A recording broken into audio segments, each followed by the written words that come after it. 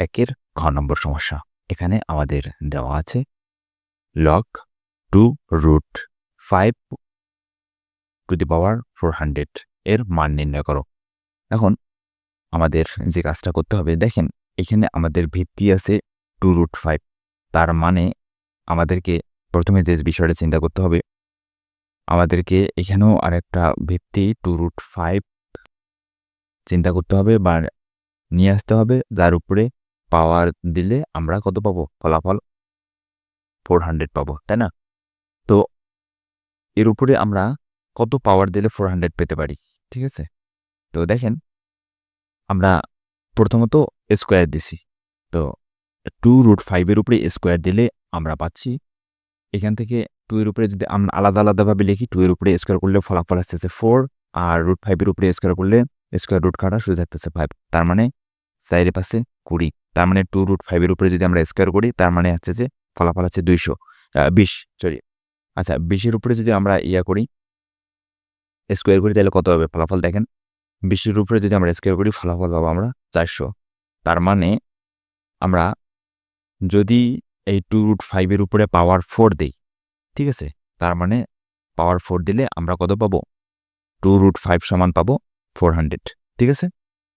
তো আশা করি বুঝতে পেরেছেন।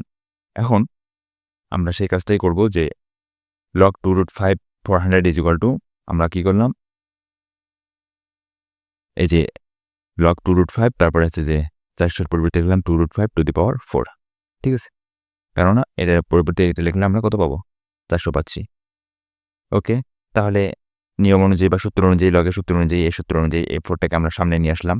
তারপরে log 2√5, তারপর হচ্ছে 2√5। ওকে, তাহলে এখানে 4 ঠিক থাকতেছে।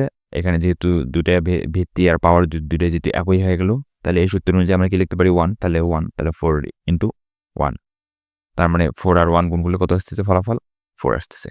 এই ছিল আমাদের ঘ নম্বর অংশটার সমাধান। এরপরে আসেন আমরা গ নম্বর অংশটা দেখি, ও নম্বর অঙ্ক। এবারে ইউ নম্বর দেখেন। ইউ নম্বরে আমাদের কি দেওয়া আছে? log 5, তারপর হচ্ছে কিউবিক √5, তারপর হচ্ছে √5, এটা দেওয়া আছে। এখন আমরা কি করব? প্রথমত এই যে রুটগুলো আছে, রুটগুলোকে আমরা সূচকে পরিণত করব, ঠিক আছে? তো এখানে যেহেতু কিউবিক রুট আছে, তাহলে এটার মান আছে আমরা জানি 1/√3। এখানে শুধু রুট আছে, তাহলে এটার মান আছে আমরা জানি হাফ। তো সেটাই দিয়ে নিলাম। এরপরে এখানে 5, এখানে 5 দুইটাই গুণ অবস্থায় আছে, তাহলে একটা 5 নিলাম। আর পাওয়ারগুলো যেহেতু গুণ অবস্থায় আছে, তাহলে পাওয়ারগুলো যোগ হবে, তাহলে এই দুটো যোগ করে দিলাম, হাফ আর হচ্ছে যে 1/3 যোগ করে দিলাম।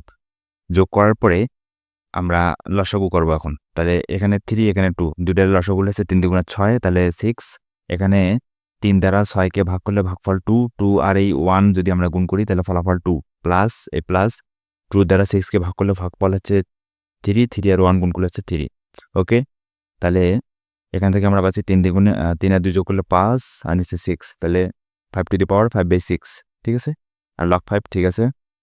এরপরে কি করলাম? এই যে 5 টু দি পাওয়ার 6 এটাকে সামনে নিয়ে আসলাম, আর log 5 তারপরে পাওয়ার 5, এটা সমান আমরা কি জানি? অবশ্যই 1, তাই না? তার মানে 5 টু দি পাওয়ার 5/6 ইন্টু 1, এটা সমান ফলাফল 1। এটা হচ্ছে আমাদের নির্ণেয় মান, ঠিক আছে? তো এই ছিল আমাদের ঘ এবং ইউ নম্বর যে সমস্যা, এই সমস্যা দুইটার সমাধান। আশা করছি বুঝতে পেরেছেন। তো ধন্যবাদ সবাইকে, ভালো থাকবেন।